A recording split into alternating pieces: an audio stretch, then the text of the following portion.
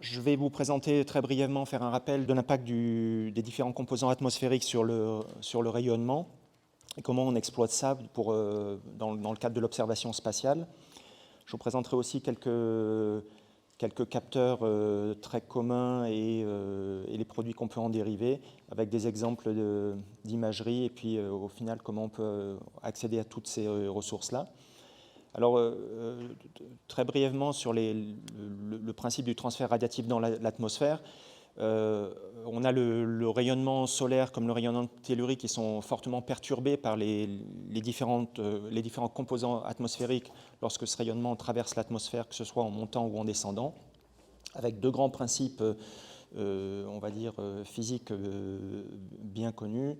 Donc dans les longueurs d'onde visibles, on a plutôt affaire à des phénomènes de diffusion du rayonnement par des particules, assez marginalement un petit peu d'absorption aussi.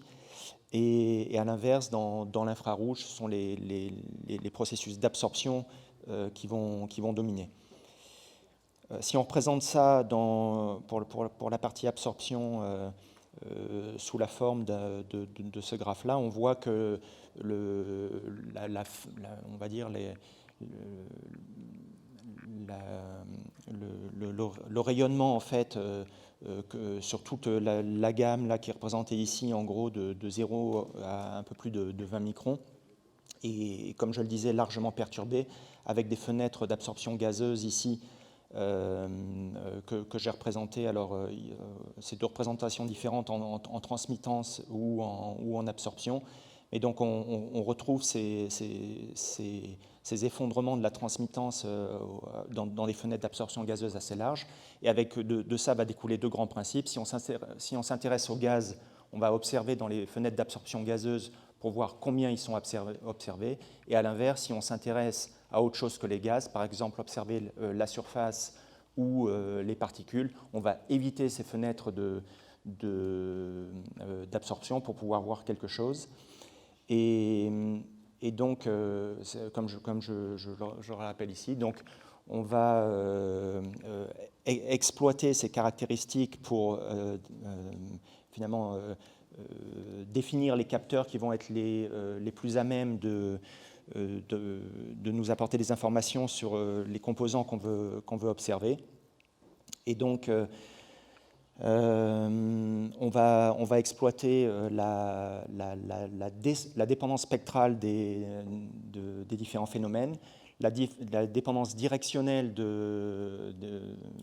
du rayonnement pour caractériser par exemple les processus de diffusion, et de façon un peu plus marginale, parce que c'est beaucoup plus complexe, la polarisation du rayonnement. Évidemment, tout ça c'est bien beau, mais il y a un certain nombre de contraintes à prendre en compte, notamment le coût, la complexité de mise en œuvre, la maîtrise technologique associée à toutes ces méthodes d'observation. Je représente ici un petit aperçu justement de ces différentes méthodes d'observation, avec il y a un petit aspect chronologique là-dedans, puisque depuis très longtemps, on a tout un ensemble de mesures au sol qui sont évidemment plus faciles assez simples à mettre en œuvre, toutes choses mises en perspective. Donc c'est assez ancien, le coût est modéré. Par contre, avec un inconvénient évidemment que la couverture spatiale est très limitée, puisqu'on observe vraiment en un point de la surface. Une façon d'étendre un peu, de pallier à ce problème de couverture spatiale, c'est par exemple de mettre en œuvre de la télédétection aéroportée, que ce soit sur des avions ou des ballons. Évidemment, là, le coût est plus élevé. La mise en œuvre est déjà beaucoup plus complexe et le rayon d'action reste limité. Et du coup, enfin, de façon plus récente, on va dire depuis quelques décennies, ce qui va dominer, c'est ce qui va apporter vraiment la réponse à ce qui nous manque, c'est l'observation spatiale, avec, j'essaye de... Donc l'observation spatiale qui va nous permettre là enfin d'avoir des observations tout le temps et partout, et par contre avec tout le temps, partout et en continu, donc sans intervention humaine.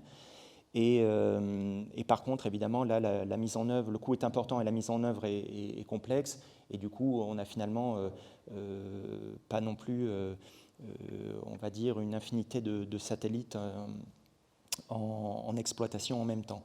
Je reviendrai un peu là-dessus avec un éventail de ce qui est en exploitation dans la présentation suivante. Juste là maintenant un rappel des différents types de satellites. On a ici les satellites, je vais revenir après avec des exemples dans la présentation.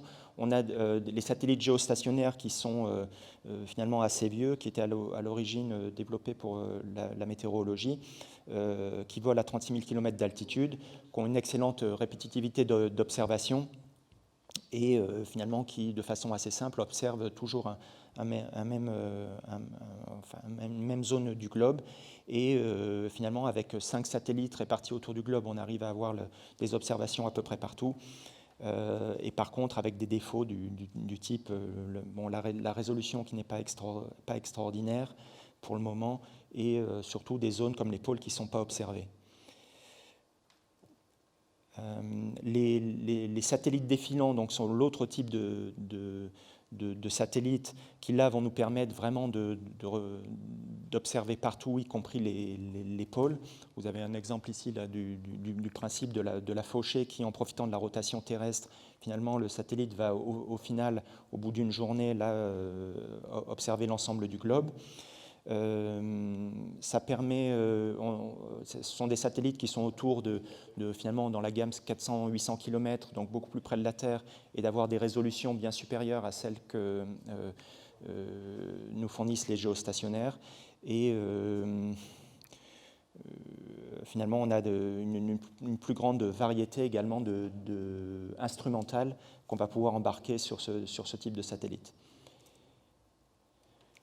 De façon un peu plus marginale, on a finalement quelques satellites qui sont sur le point de Lagrange L1, qui là vont nous permettre d'avoir des observations finalement sur la phase de jour de l'ensemble de la surface terrestre, et donc qui quelque part finalement présente un petit peu à la fois l'avantage des défilants et des géostationnaires, mais ça reste des orbites assez éloignées, donc 1,5 million de kilomètres, et qui ne nous permettent pas d'avoir des résolutions très satisfaisantes. Bon, je ne vais pas m'étendre là-dessus. Donc là, je vais vous présenter maintenant quelques exemples de satellites qui sont disponibles pour le type d'utilisation qu'on veut en faire ici. On a, beaucoup connaissent déjà ça, mais on a ce satellite MODIS qui est la référence dans le domaine, étant donné que ça fait maintenant 20 ans qu'il est en orbite, et donc il a produit et continue à produire énormément d'observations, et avec des applications très très variées, que ce soit les aérosols, les nuages, les terres émergées, les océans. Et donc ça reste une référence, et avec d'excellents compromis au niveau instrumental. Dans l'atelier cet après-midi, j'utiliserai beaucoup MODIS. Et comme je le disais, si finalement on veut se tourner vers un capteur, c'est vraiment vers celui-là vers lequel il faut se tourner, avec un très large spectre de longueur d'onde et une très bonne résolution, puisqu'on est en fonction des longueurs d'onde entre 250 mètres et 1 km de résolution.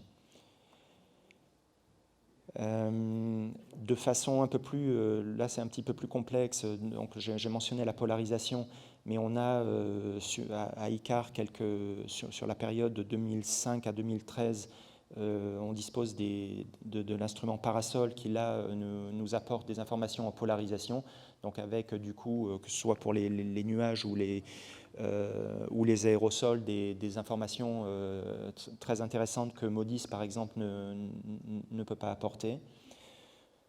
Un exemple de satellite très intéressant, donc cette fois dans la télédétection active par rapport aux précédents qui sont des mesures radiométriques passives. Donc là, en télédétection active, on a la technologie LIDAR. Donc finalement, ce projet Callisphere était à l'origine très associé à Calliope, qui est le LIDAR de la mission Calypso.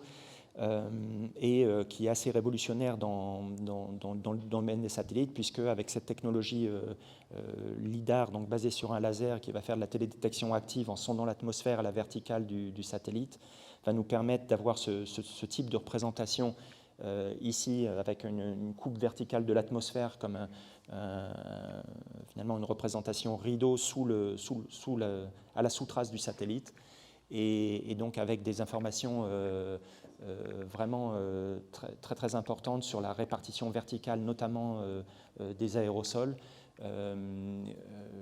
qu'on ne peut pas avoir avec une vue radiométrique classique, finalement une photo au sommet de l'atmosphère que nous fournissent les satellites de type imageur. On voit ici sur cette représentation finalement un passage où on a ici un ouragan avec un sommet de nuages très haut autour de 12-13 km, et ici une couche d'aérosol sur les 2-3 premiers kilomètres. Donc on distingue très bien la composition verticale de l'atmosphère. De la même façon, cette fois, pour les applications plutôt nuages, on a un autre type de télédétection active basé sur la technologie radar avec donc CloudSat. Donc certains d'entre vous utilisent ça aussi. Et cette fois, on peut avoir, à la différence de Calypso qui est aveugle dans les nuages, puisque le laser ne peut pas pénétrer la couche nuageuse, on a le radar qui, lui, peut le faire et nous apporte de la même façon ces coupes verticales de l'atmosphère, avec ici à nouveau un cyclone et la structure verticale qui nous est offerte par le radar. Et donc j'ai mentionné les géostationnaires déjà, mais donc parmi les meilleurs exemples de géostationnaires, on a le MSG Severi à bord de MSG, qui donc vole au-dessus de l'Europe et qui nous fournit de très bonnes mesures depuis maintenant 2004, avec finalement quand même une information multispectrale suffisante pour nous permettre par exemple de déterminer des aérosols à partir de ce radiomètre, comme représenté ici avec des feux en Grèce en 2007, et également avec des informations très détaillées sur la classification nuageuse, et ça toutes les 15 minutes. Donc dans le cadre de Callisphère, finalement les données spatiales sont un très bon complément à ce que vous faites au niveau de l'observation au sol, puisque ça finalement très classiquement, on peut les utiliser en support pour avoir des informations contextuelles, donc pour vous aider à comprendre ce qui se passe autour de vous à une échelle plus grande.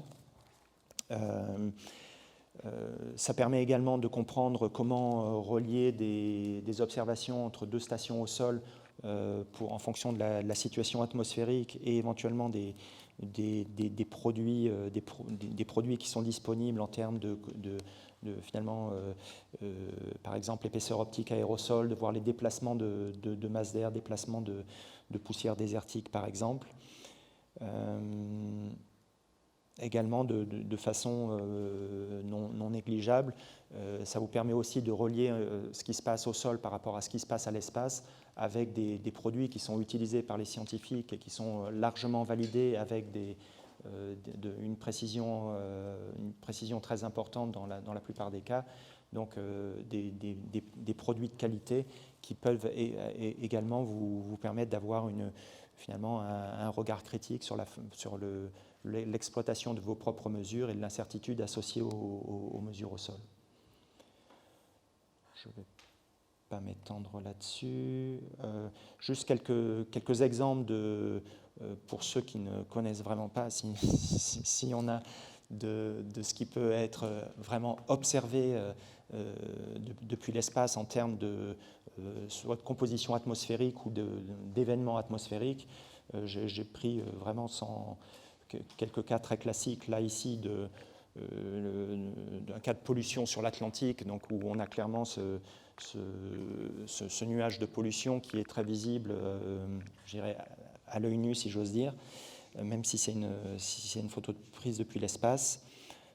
Également, toujours un phénomène de pollution, cette fois c'est un phénomène très classique sur le nord de l'Italie et la plaine du Pô qui est souvent très largement couverte par de la pollution industrielle.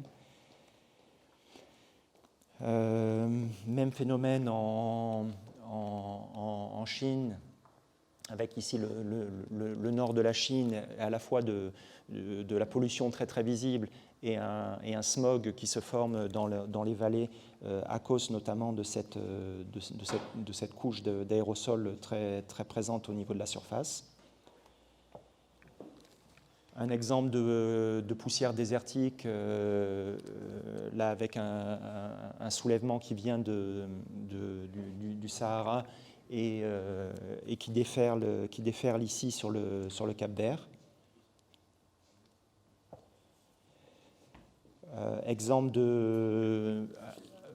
Sur cet exemple d'éruption de l'Etna avec des nuages de cendres qu'on peut suivre depuis l'espace, donc observer depuis l'espace et dont on peut suivre le déplacement par satellite.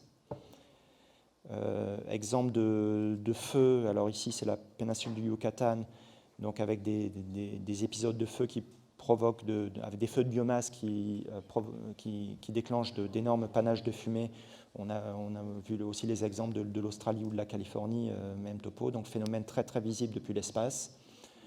De façon un peu plus subtile, on a des phénomènes de ce type-là avec ici ce sont les panaches de bateaux sur l'Atlantique, donc qui sont créés par l'expulsion de particules aérosols dans les nuages et qui vont en changer la propriété et donc qui vont être visibles depuis l'espace. Autre exemple, là, plus connu, les contrails. Donc là, cette fois, c'est toujours des aérosols qui sont des produits de combustion des avions et qui viennent ensemencer les couches stratosphériques et du coup créer des nuages par condensation sur ces particules expulsées par les turbines. J'ai fini avec les exemples. Je cite ici quelques ressources qui sont disponibles librement sur le site d'ICAR. Donc avec cette interface que j'utilise dans l'atelier qui est le point d'entrée standard pour la plupart de l'imagerie disponible dans notre centre de données, et donc il va être la base de l'atelier.